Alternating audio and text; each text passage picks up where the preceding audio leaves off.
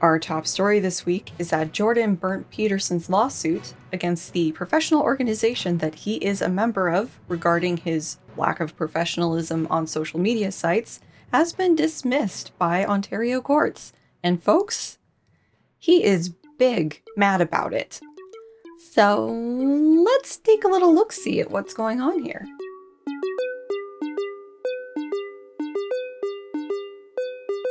This video made possible thanks to the continuing support of viewers, patrons, and PayPal pals like you. Thanks! Hello and welcome to this cognitive psychologist attempt at deciphering legal documents. From another country, no less, because, well, you saw the opening. To borrow something from a legal channel I watch. Hello? Speaking.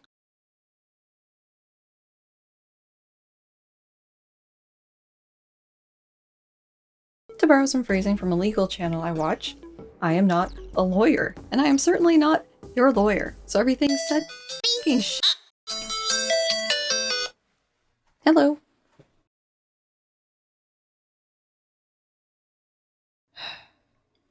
I had it, that one.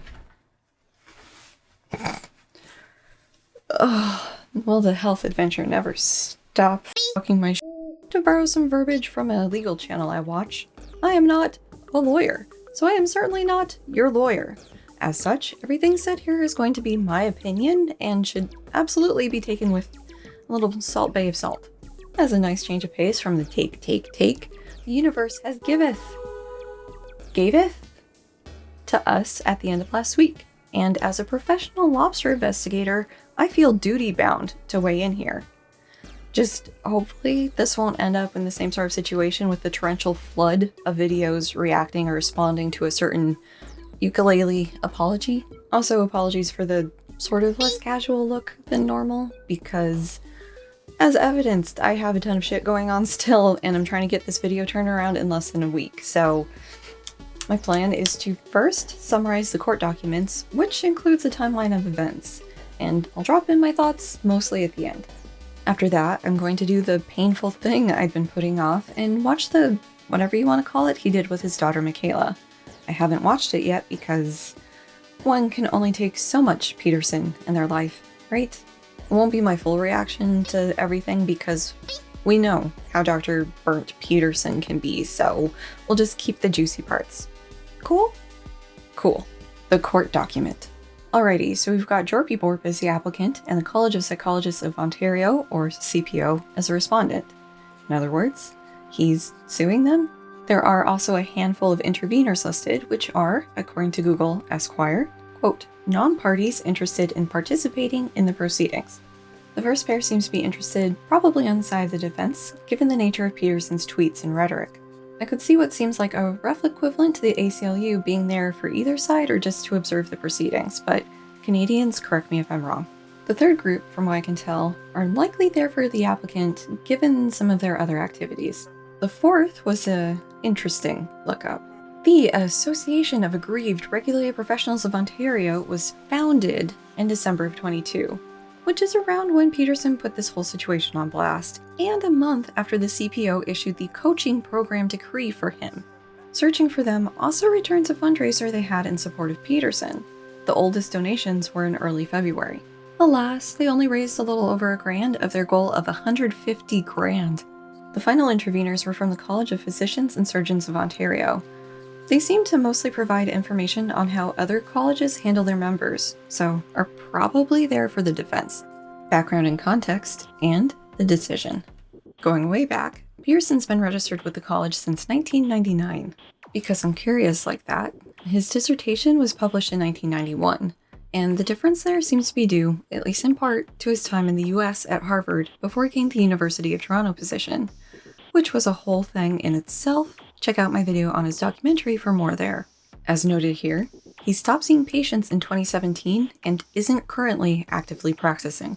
My take on the situation is that he had kind of been neglecting his patients as a clinical psychologist in lieu of pursuing that talking head status he was cultivating, so as a compromise and handshake agreement between him and the college, they agreed that he would stop actively practicing as a clinical psychologist but he would still get to call himself such. That's just what I've inferred though, and it's not really based on anything substantive other than looking at the timeline of events and reading a former client's experiences with him. Peterson's lawyers apparently described him as a, quote, prolific author, podcaster, and YouTube content producer who maintains an active social media presence. I'm not a YouTuber, I'm a YouTube content producer. That sounds better. As noted, he is still a member of the college, and him being a clinical psychologist is a strong part of his branding. The college has been receiving complaints, either officially or through their Twitter, since 2018.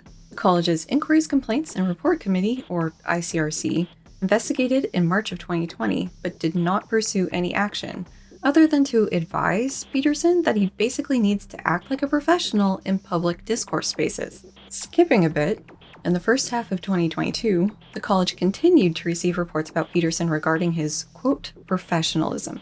These included the veiled KYS tweet, things said on a Rogan podcast, calling a non-binary person a, quote, thing, the Elliot Page tweet that sent him on his self-imposed Twitter exile, and the, quote, sorry, not beautiful, Sports Illustrated tweet. Around this time, he overtly identified himself as a clinical psychologist on Twitter, switching from saying he wouldn't be pushing that in 2020. In March of 22, an investigator was appointed, with a report being handed over to the ICRC in May and given to Peterson, who responded in June. His Twitter suspension happened in July, which resulted in further communication with the college. A week after, the ICRC panel recommended, quote, no further action be taken for the KYS tweet, nor one critical about the handling of kids at the Freedom Truck Rally thing in Ottawa. About a week later, someone from the college wrote to Peterson about the other topic areas, and given that the, quote, recurrence risk of him continuing to use, quote, unprofessional language was moderate, they proposed the remedial coaching, not a punishment. A month later, in September, Peterson rejected the college's suggestion in a very long letter, which he included in his PDF materials dump regarding this whole process that he released on Twitter in early 2023. Why, yes, I have a copy saved. Why do you ask? As described here, he said he had, quote, already implemented a solution to their concerns, as he had people from Penguin Random House, family members, and a, quote, very wide network of expert thinkers from the world of theology, psychology, politics, and business helping him with this. So, move along. Nothing to see here.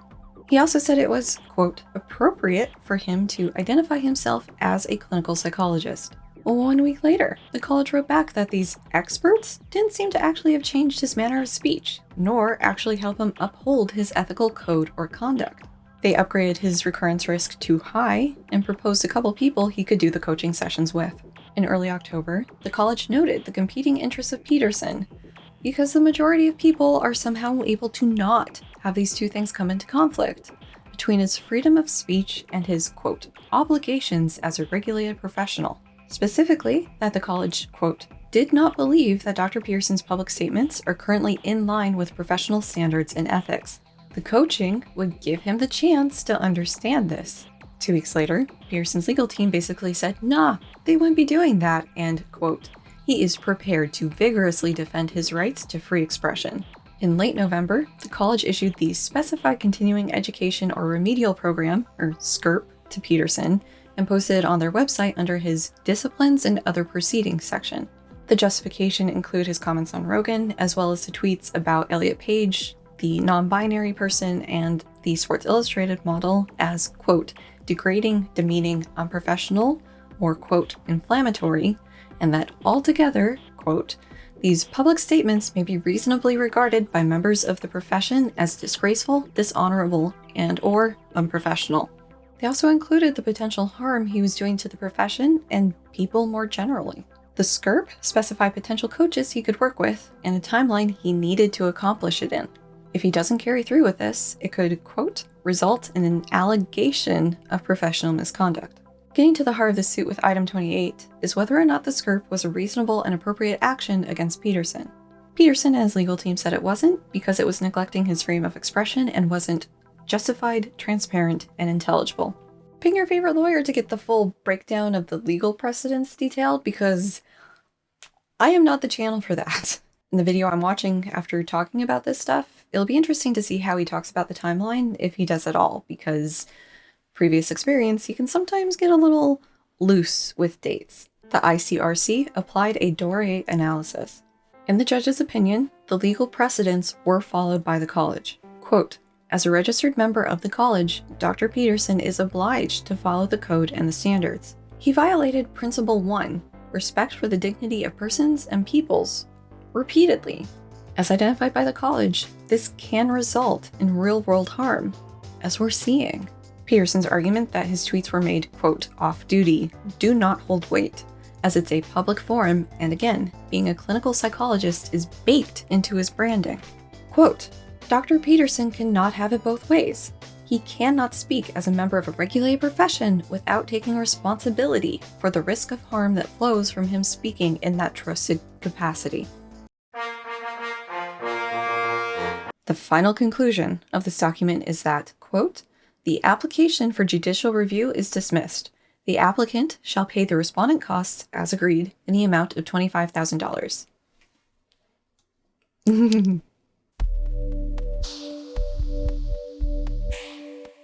It is important to think about the balance between a person's freedom of speech versus their duty as whatever their job is. For some fields, such as my own, there isn't really an operating code of conduct, as evidenced by people like Steven Pinker. We're just out there saying whatever and potentially making the rest of cognitive psychology look bad, psychology look bad, science look bad, humanity look bad, but, at least he's not out there as a medical doctor saying things. The same is not true for Peterson. At time of writing and filming, he is a clinical psychologist, and that title carries some extra weight and responsibilities, hence all the regulated health professional language in the court doc. He is presumably seeing clients or patients and helping them with things as a sort of healthcare professional. Over in experimental psychology land, we're just messing around with undergrads, so it's a bit different. It seems to me like the professional organization in charge of who gets to call themselves a clinical psychologist is well within their rights to try to rein in one of their members who seemingly has it out for trans people and their doctors, on top of everything else he tweets about. This lobster fight's only fitting, seeing as how his rise to prominence came on the back of Canadian Bill C-16, which added trans and or non-binary people as a protected class in governmental stuff. His whole, "but that's compelling speech, and if I so much as accidentally misgender someone, I'll go to prison," argument is laughably untrue. It was when he said it, and it hasn't been demonstrated as true in the many subsequent years. But now he's arguing that the professional organization he's a member of, that he doesn't have to be if he doesn't like their code of ethics and principles, is compelling his speech. It seemed inevitable, really. Now, I could be completely off base here, but my reading of the vibes is that the college did not want to have to take any actions against Peterson because he would react exactly as he has. And I mean, it's obvious from past experience.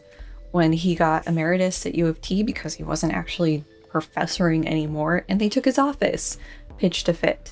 When he was told to delete the Page tweet, and as such was sort of exiled from Twitter, pitched a fit. Like, it's a pattern whenever he doesn't get his way, he pitches a fit. So of course he's going to do the same here. Basically, it seemed like a fight they wanted to avoid, and I say that in part because of how things went down in the timeline. In 2020, things may have been more tolerated because he wasn't pushing the clinical psychologist angle quite so hard, at least not on Twitter. And his tweets hadn't escalated to the point they are now, like calling doctors butchers, or at least I don't think he was doing that then. The inflammatory nature of his tweets escalated, as did the corresponding complaints. It seemed to have reached a bit of a tipping point in 2022, with the Elliot Page and Sports Illustrated tweets getting more news coverage than his run-of-the-mill anti-mask, anti-vax, climate change, culture war fodder. He was also integrating the clinical psychology title more freely on Twitter at that point.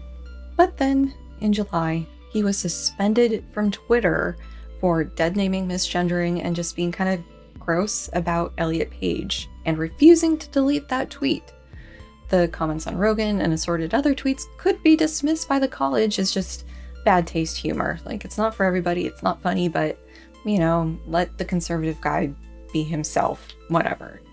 But the anti-trans stuff, that's looking rather unprofessional, Dr. Peterson, so it would be great if you could just do this little remedial coaching to help you not do that so much. You could just do that? That would be great. Thanks. And he responded with a lengthy, no, he wasn't going to do any of that. Things were actually fine on his Twitter account already with his family and the expert thinkers that he was networked with through Twitter. So they could kindly go fuck themselves, and he was going to keep identifying as a clinical psychologist. And it kills me that they're using the language identifying as a clinical psychologist given the bigger context of this. There was more back and forth thing with the college really trying to get him on board to just do this one little thing, please, so that they could say they tried, and him digging in his heels and like, not over his dead body was he going to do this. Then, on what seems to be November 18th, his Twitter suspension was lifted by the new owner. And he came back in full force. A mere 4 days later, the SCRP was published on the college's website. I admit, the timing there could just be a coincidence, and it may just be the conspiracy-heavy air floating around, but it seems like the college may have been content to just let it stay an unresolved behind-the-scenes thing between them as long as he stayed off Twitter. Peterson, being the man of principle and his word, sure as shit was not going to delete that Page tweet to get his Twitter suspension lifted. So, unless there was a major shakeup at Twitter, he wasn't going to get his account back. So, his assorted bullshit was going to stay off millions of eyeballs and onto the more isolated and contained spaces that wasn't going to get so much attention and generate so many reports from concerned individuals. But oh wait, that's right, we live in the most ridiculous timeline. He was allowed back on Twitter with no repercussions, and the safety team that was in charge of all of that stuff is gone. So it seems to me that at this point, the people at the college were just like, fuck. Well, may as well rip this band-aid off now and just get it over with, and then brace for the inevitable conservative shitstorm that was going to follow. But hey, that's just a theory. A chaos dragon theory. Ooh. Feel free to argue things out in the comments. I'm sure there's many different ways to read the situation. Especially because I didn't even mention what Peterson pins the core reason behind all this on. Him being critical of Trudeau and other stuff so unrelated they didn't warrant inclusion in this court document. Seriously, it doesn't seem like his legal team brought that up at all from what's available here. Which is pretty sus if that was his actual belief for why all this happened. Well, that's enough legalese for me. Let's switch gears into his little chat with Michaela. Yay. Yes, we're back to the completely complicated setup with my happy little surface to watch his video and just hopefully get to the high points, of which there are not going to be a million, but you never know. It's, how long is it? 38 minutes, so it can't be too bad, or at least it's not as long as his thing with Schreier. At the very least. We've discussed this on my Discord, but yeah, that is his Maps of Meaning suit, or his like weird little abstract art thing that he actually physically made. That's sort of like his logo as a suit form with his signature on the lapel. The court that we appealed the College of Psychologists' decision to decided that the college it's within the college's purview to stop me from having any political opinions, as far as I can tell. Oh, it's not that you have political opinions, dummy. It's that you're, like, spreading disinformation and hate. Like, hello? And that he can't see a difference there, I think, probably speaks loads to everything. Apparently, the college has the right to decide that I can be re-educated forcibly with the risk of my license, essentially because I made political statements that the members of the college don't agree with. Those opinions involve 2 criticisms of Justin Trudeau. Where is this in the lawsuit? Where is this in the lawsuit? This wasn't anywhere in the fucking court documents. He's bringing it up here, and this is why we went through it, because I fucking knew him. It's all over his Twitter that it's like, oh, it's because he's critical of Trudeau. It is not anywhere in the document that he like criticized Trudeau, and that's why this is happening. That wasn't part of the legal proceedings at all. So either something got omitted by the judge, which doesn't seem likely because then it would be like I would think it would be like legal misconduct and grounds for like making the appeal more likely to happen. And I would think judges wouldn't want to just softball something like that. Or he's fucking misrepresenting stuff here. Go figure. That I am now going to be required, the college can go ahead with this, to put me into a re-education program with their so-called social media experts. And that's also, by the way, a profession that does not exist until... Social media experts, he's being so pedantic. And oh man, like, if this video wasn't already focused on something, his pedantry was well on display while telling that guy with like Indian heritage that he was actually Caucasian, actually, because of some definition that was like highly suspect. So the court says, well, of course you have freedom of speech, Dr. Peterson, but because you're a professional, you're bound by your professional organization. And apparently they're not bound, even though they're a government organization, fundamentally. Apparently they're not bound by that fundamental constitutional axiom. And so that shows you exactly what our bloody Constitution is worth. Okay, first off, it seems like the college is in some hazy thing of if it's affiliated with the government or not. I'll have to check and I can put it on screen. But yeah, no, when you are a registered or regulated professional, there are constraints on what you can say. Like, you don't have to belong to this organization. No one is forcing you to belong to this organization. They have rules that you need to abide by. And if you can't abide by those rules, even if it's on ethical grounds, you don't need to be a member of this organization. Like, also, like, freedom of speech or freedom of expression, or like however you want to phrase it for whatever country you're in. Like, he is allowed to say whatever he wants to say, but there are consequences. You're not free from consequences for using your freedom of expression. And it's the fuck around, find out clause. And he's finding out that he was fucking around with transphobic shit and that there are consequences to it, especially when his professional organization is concerned, because they're dealing with the mental health of people. Like, this shouldn't be this hard for him. And, like, I don't know if you guys ever use Audition, but, like, the sound peaks on my last stuff wasn't nearly as high. Like, I'm getting spicy. Now, there's part of me that's thinking, well, look, Peterson, the College of Psychologists is after you. You've taken it to court. Now the judges have decided that you're wrong. Maybe you're wrong. Maybe he's wrong. He's allowing himself to entertain that thought. He's following his rules of, like, talking to himself because that's how we think or whatever. So good job, Peterson. You're following your own advice. I expressed political sentiment, and I'm actually informed. For the life of me, I can't see how I'm wrong. He expressed political sentiment. Is he talking about trans people being political? As the only way I see this working is if trans people and, like, their pronouns and their not dead names are a political issue. The Trudeau, Polivieri, or whatever his last name is, like, all of that stuff was not in the court documents that were, like, supplied by him and his legal team. So unless the judge omitted that, like, that wasn't part of this. It's only in his narrative that he sells on fucking Twitter and YouTube.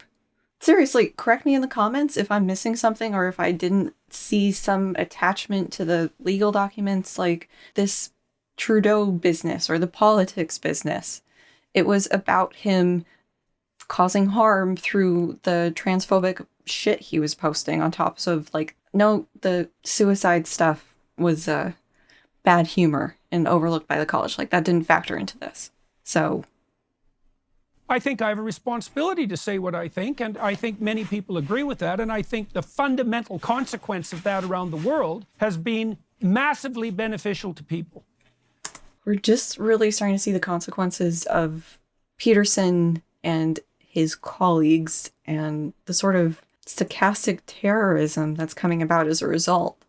It's like, oh, we're just asking questions and we're speaking our truth, and you know, this is all in the service of free speech and exchange of ideas, but, like, it's resulting in people being killed. Like, we're starting to see the real world harm come from this sort of stuff. It's irresponsible. because I will make absolutely every bit of this public in a way that the college and the courts can hardly even imagine. Is he going to shove a camera up his ass? Like, I think the courts in the college can imagine how public he's going to make it. Like, what can he do that would surprise them? Edit it so it's out of context? Like, what? So a suggestion from my husband was to summarize the stuff when I'm just passing over a chunk. And so there's a little exchange of like him being good, despite everything. And the decision was worse than he was expecting because he was already pretty pessimistic that the court was going to upbraid the college for getting some of the fiddly details wrong, but otherwise, it would go in his favor. Pursue these complaints that were put forward by people distributed all over the world, who then claimed in writing falsely to be my clients. About that.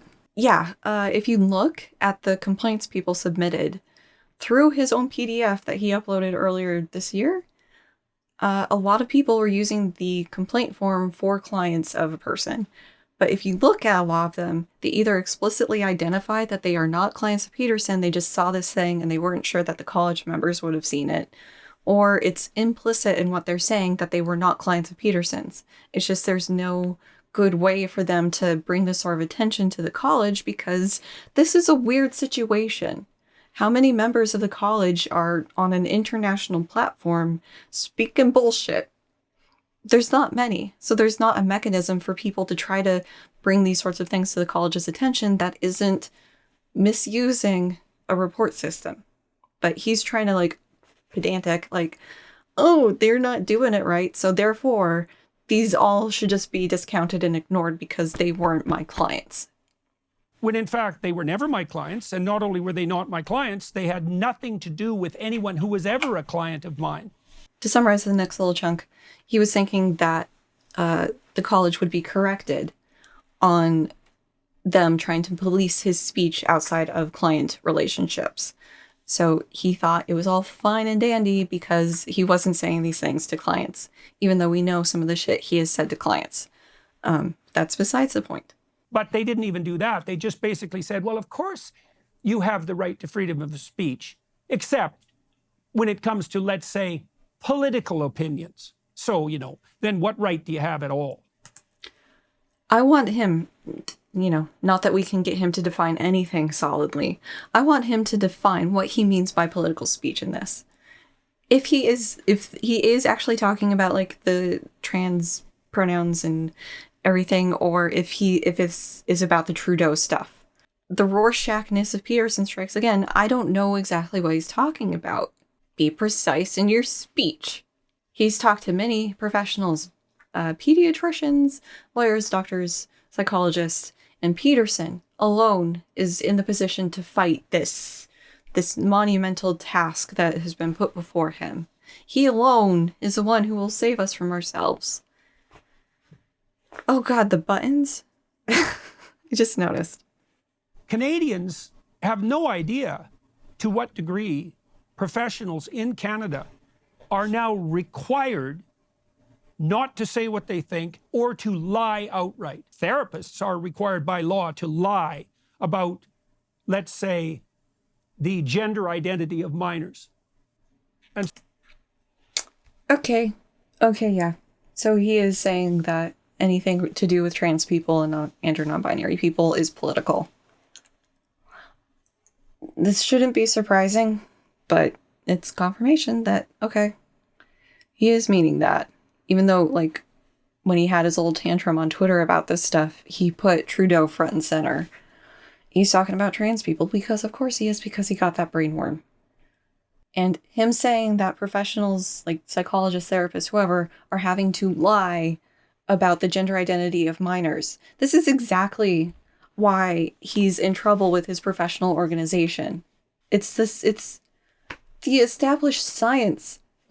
It's not even just there's a couple experiments here and there. It's pretty fucking established at this point that gender affirming care is best for minors.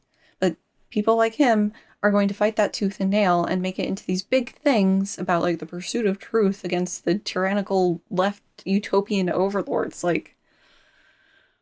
Can I read just a couple of sentences from the decision so people have an idea of what's in here? When individuals join a regulated profession, they do not lose their charter right to freedom of expression. At the same time, however, they take on obligations and must abide by the rules of their regulatory body that may limit their freedom of expression. Well, you have this fundamental right, but what? What rules? There's what? There's a rule, eh? There's a rule, is that right? That the College of Psychologists has, that I can't criticize Justin Trudeau on Twitter. That is such a misrepresentation of what they're talking about. He's going back to Trudeau. That is such a misrepresentation of what he's talking about. So I didn't go through it, so we would go through the logical steps. But it's basically exactly what it says. And it's part of the ending decision where, like, yes, he has his freedom of expression, but he's also bound by the rules of the organization he operates under. It's like a Venn diagram of what he's allowed to say. And as a regulated professional, that gets a little bit smaller. And at least, like, when he's out in a public forum, like when he's talking to Michaela offline, he could say whatever the fuck he wants. But out in public, when he's representing clinical psychology, he can't say whatever he fucking wants. Like, and also the fact that he's bringing Trudeau into this. Trudeau wasn't part of this. I know he has spun it up into being the central part of why he's being punished, but let's be realistic here. It's because he is anti-trans to his core at this point. And the professional organization cannot abide by that ethically. They can't. They need to get him to quit that, or need to get him to quit being a clinical psychologist. And the choice is sort of up to him at this point. And it's a matter of time before he gets his license revoked, really. Because he's going to die on this hill. And he's going to martyr himself on this hill and make tons of money doing it. So I have no idea what the court means by, abiding by the rules. So the rules are whatever the bloody College of Psychologists determines constitutes a rule after the fact, given their complete freedom to make manifest any rules they want. Is he actually this dumb that he doesn't understand the guiding, like, principles and codes and everything that is in, like, they haven't changed the rules so that you can't, if you criticize Justin Trudeau, you're going to have to get social media training. Like, they are being so gentle with him on this. They're giving him an opportunity to do better, and he's throwing it in their face. And he's misrepresenting it to be this thing that it isn't. That they're just pulling this out of nowhere. Like, it's funny that they link the document because if you go through it, you can tell that he's misrepresenting things. Anyway. But I have freedom of speech. It's like, do I now? What do I get to talk about? Apparently, I can't even talk about the weather. Here's an... Oh my god, he thinks he can. Oh my god. I saw it on Twitter, and I don't know if I'll be able to find it, but something about the conservative propensity for making things like, oh, what? He can't have friends now when we're talking about, like, RICO charges? That's exactly what he's doing here. Like, oh, we're not allowed to talk about the weather? Like, no, you're spreading climate change denialism bullshit, Peterson. We are, like, past a critical phase. This weekend I was talking to some people who specialize in this, and it's like, estimates of how things are going to be if we assume the best possible circumstances are bleak. And that's with, like, a lot of overly optimistic estimates for how things are going to go in, like, 30 or 40 years. Like, we are so fucked. And he's still trying to be like, oh, it's fine. It's fine. It's actually a good thing. What am I supposed to do about that? The answer is, well, we're going to appeal the decision. I will take this to the Supreme Court. I don't think that any judges will have either the wisdom or the courage to rule about this properly, except at the Supreme Court level. All right. Well, we know his game master plan is to get to the Supreme Court and hope that it's as stacked as ours is. That they will have the wisdom and the courage to stand for him in his truthiness. And I'm not particularly optimistic about that either. He's not optimistic. Okay, so Michaela's asking why the Supreme Court would rule in his favor, because ruling against him would overturn all of the professional organizations, and that would be bad. So why would they possibly rule in his favor? And he's saying that, like, they would do it to preserve the freedom of expression, because that's what this is about. I don't want to put the whole clip because he's verbose. But it's the stuff from 12 Rules where, like, to think you need to be able to speak through it, and so if you restrict people's speech, then they won't be able to think, is the very short version of it. And yeah, that's a bit catastrophizing. Catastrophizing? Sounds right now, but it also doesn't. Catastrophizing? Am I having a stroke? He's catastrophizing, like, the outcome of his thing. And the Daily Wire logo on the bottom says it all, doesn't it?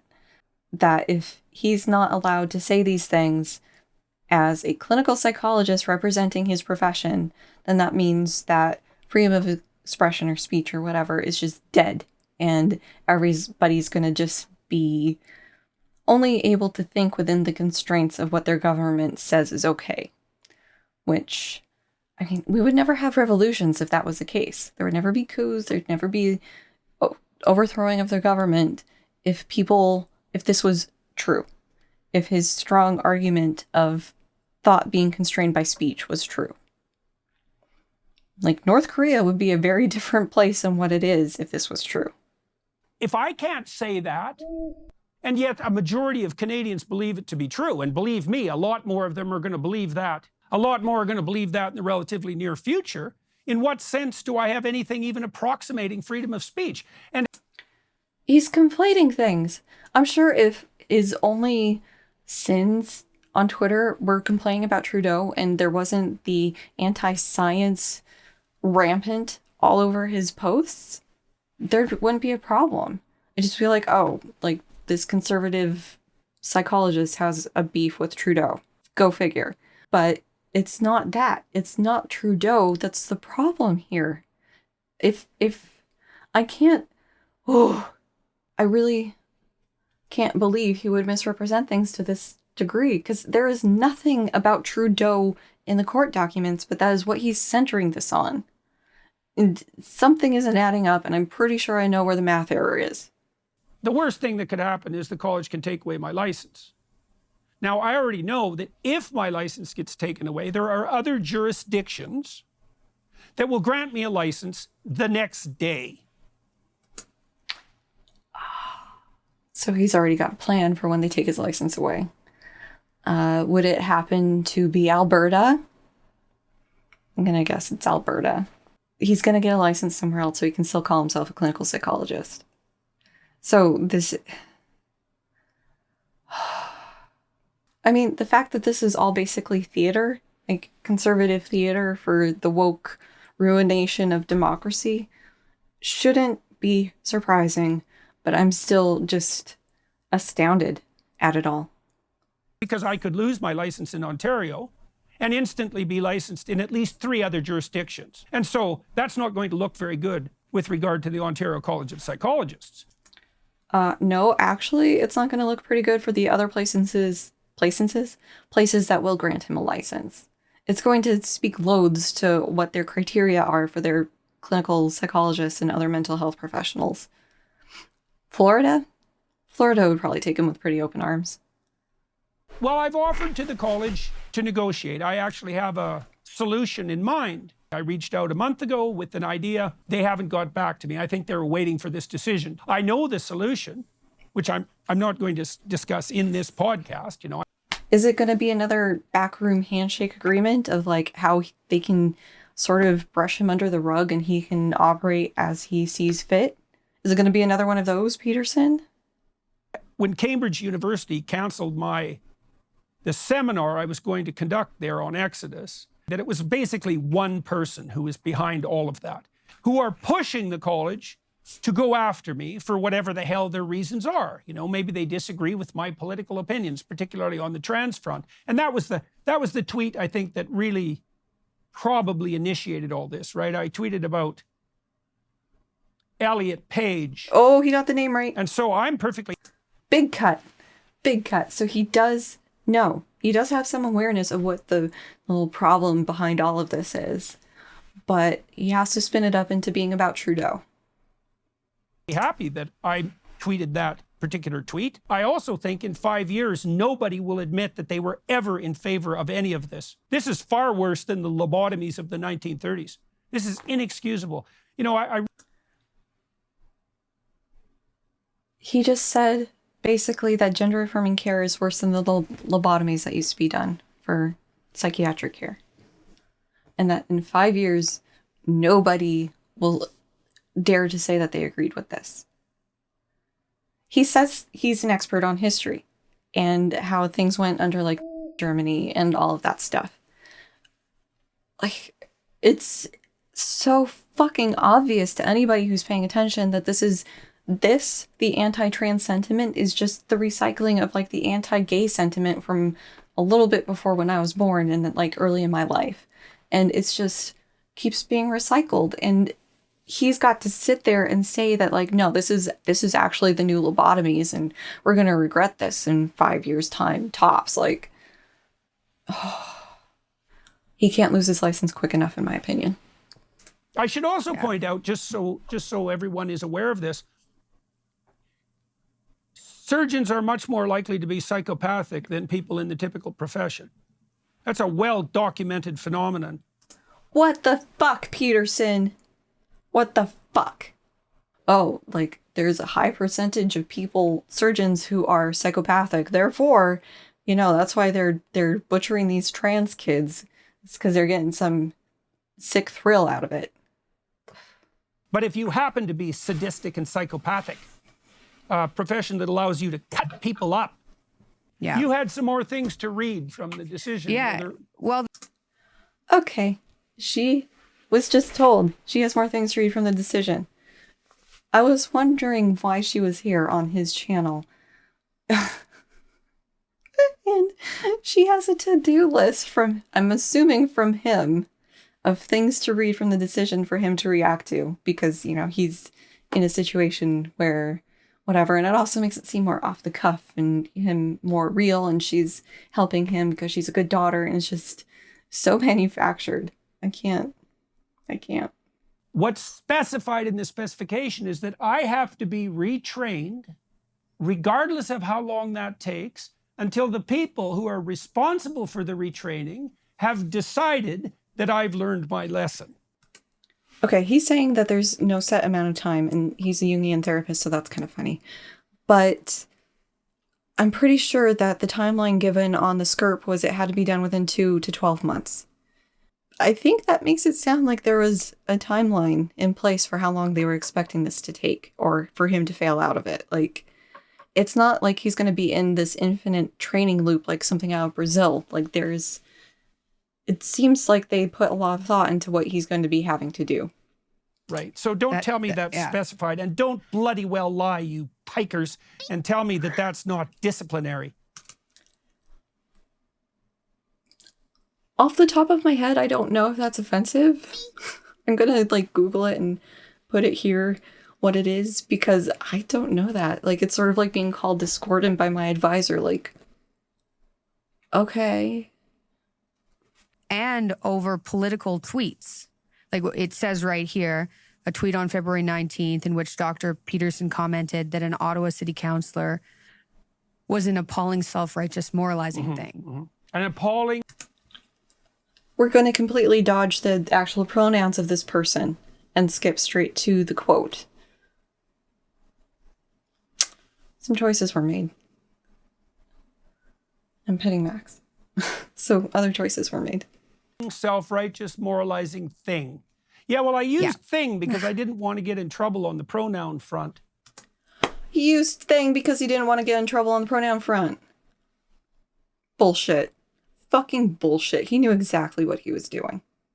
He is talking about the veiled KYS tweet where he told somebody that they're free to leave the planet when they were talking about overpopulation, and went on this whole rant about like assuming that people want to just get rid of 7.5 billion people, just, you know, instead of like trying to maybe get population numbers slow over time, give options. You know, it's not that we want to just off 7.5 billion people. Anyways, so he was talking about that tweet as being one of the evidence of this document, but as we saw, that one was dismissed by the CPO as being in bad taste. It was a joke in bad taste. It wasn't part of all of this. They were willing, they fully let that one slide, and it's not what he is being led into the skirt for. But he's talking about it like it is. Now, they actually said, the bloody college said, the complaint was I was counseling to suicide.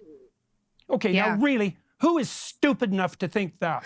Well, obviously, the Canadian College of Psychologists and the Canadian courts. Yep, he is fully misrepresenting what they did and what they said. They dismissed it. Like, it was in bad taste, but, you know, like, fine, it was a joke. They dismissed it, and he's treating it like they didn't. Cool.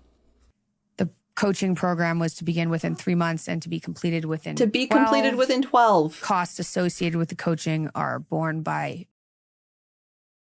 I got my buttons all confused. I got overexcited. To be completed within 12, you say. To be completed within 12? Wasn't it going to just go on until whatever coach was satisfied or the college was satisfied with where he was? But no, it's completed within 12 months. Huh. Wonder which is true. I'm not wrong. So that's a big problem. And I swear I will do this. If I am required to undergo the retraining. Wait. So it says, the panel also stated that a failure to comply with the SCRP, quote, may result in an allegation of professional misconduct, which we went over, and that unless the coach provided a, quote, final report indicating that the concerns have been appropriately remediated in the public interest, Dr. Peterson will not be considered to have successfully complied with the SCRP, which, quote, may constitute professional misconduct. So it's not even that he has to, like, pass some threshold or, like, meet their satisfaction. He's either going to get his shit together and stop posting transphobic shit, or he's not. I think it's pretty clear cut, but they're making it into this, like, thing that's just never going to be finished, like some bureaucratic nightmare, which it just isn't. I'm pretty sure they're going to have pretty clear guidelines for what constitutes professional misconduct in his case. They have a pretty clear track record of his behavior to work with, at the very least. I mean, it's almost like they needed to just discipline him, and then he would have thrown a hissy fit, so that probably wouldn't work. But, like, there's no winning in this situation. It's just going to be drawn out into however many things that he can monetize and make money off of. It's the same thing. It's just going to be this long, drawn out thing that, like, they really should just rip the Band-Aid fully off. Like, we've given you a chance to demonstrate professionalism in your communication. You're not abiding by that is evidence A, and so you're no longer a clinical psychologist recognized by the College of Ontario, whatever. Like, just get it over with so he can go to Florida and get his stupid clinical license there and just move on. You bloody well better wake up. And if you think that if that's happening to professionals, that it's not going to happen to you, well, you are exactly naive enough to deserve exactly what's coming down the pipeline for you.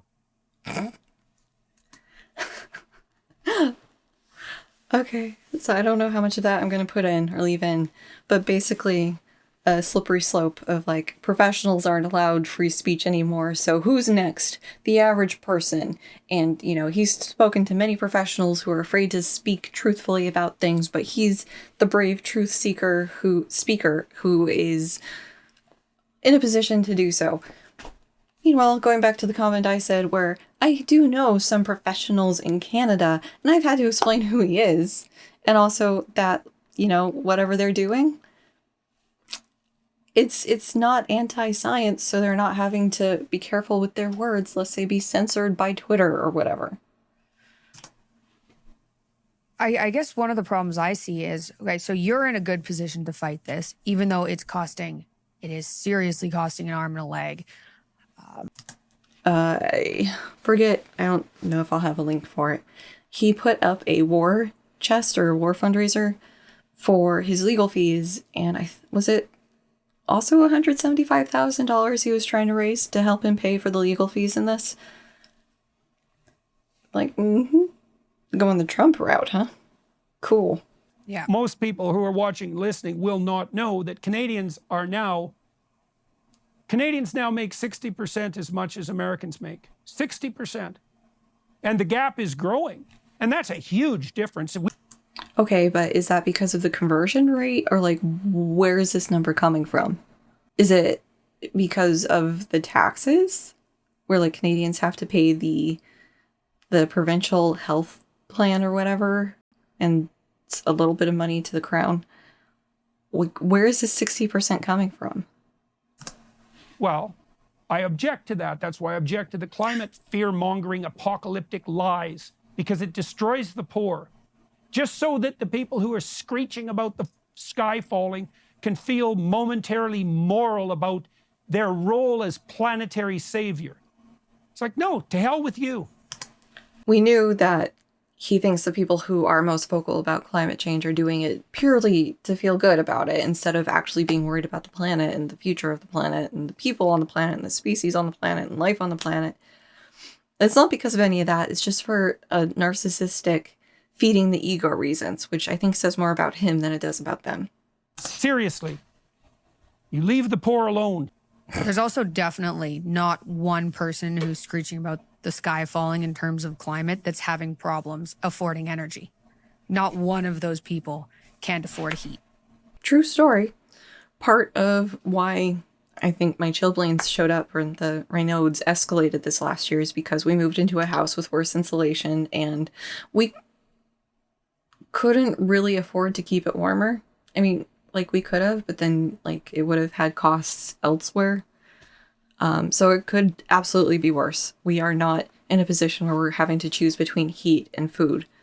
But we are in a position of having to choose between heat and being able to pay for an emergency down the road, or cold, or at least like not stupid hot housing, and being able to pay for an unexpected emergency down the road. Like, these are choices we are having to make.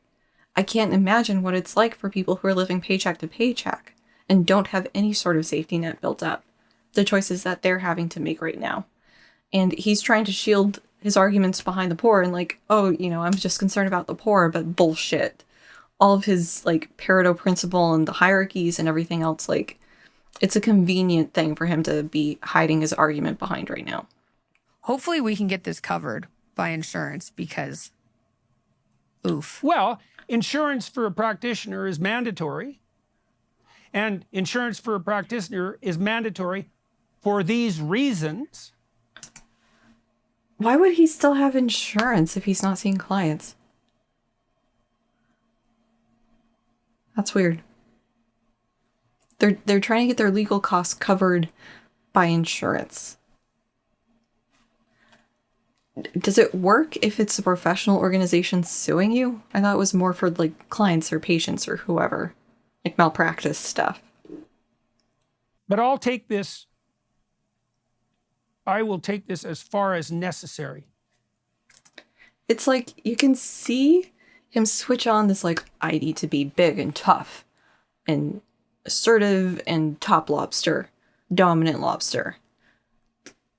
I'm going to take this as far as necessary. There.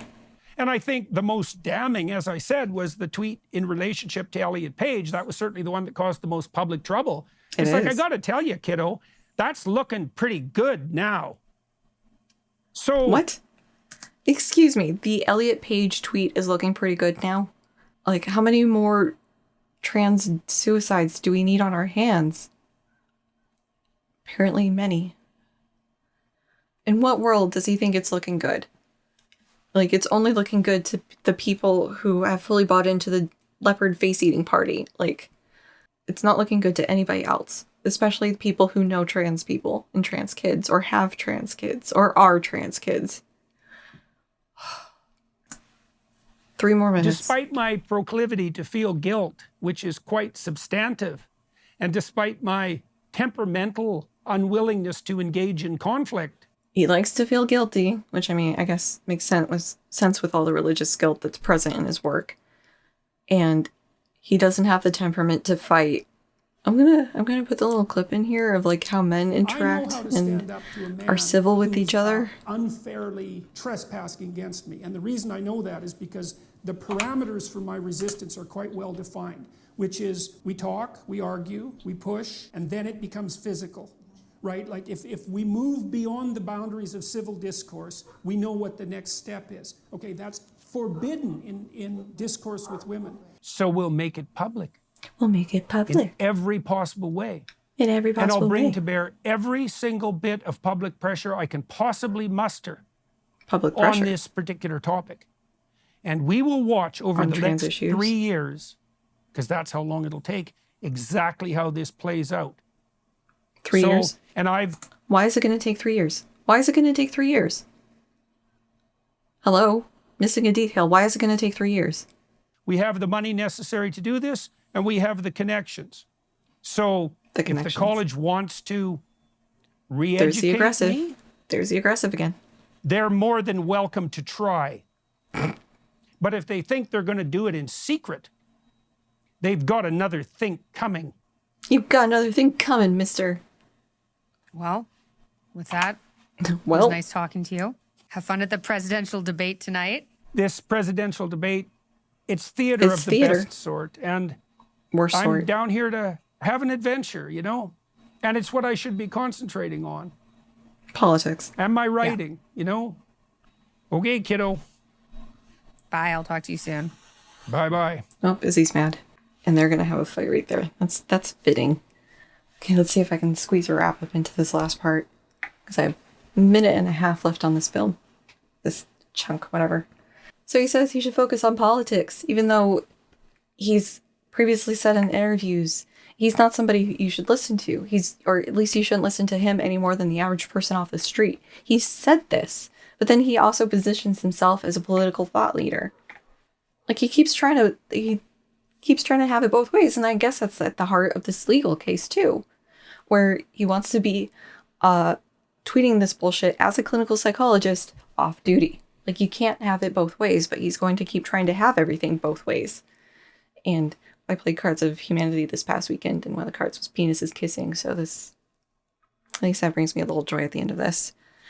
Anyways, this is probably going to be an editing nightmare for a little bit, but I'm hoping to get this out within a week so I can hopefully be relevant on YouTube for once in my life. So anyways, thank you for watching, especially if you made it this far, and I'll see you next time for Rule 6, where we abandon ideology. Right. Bye.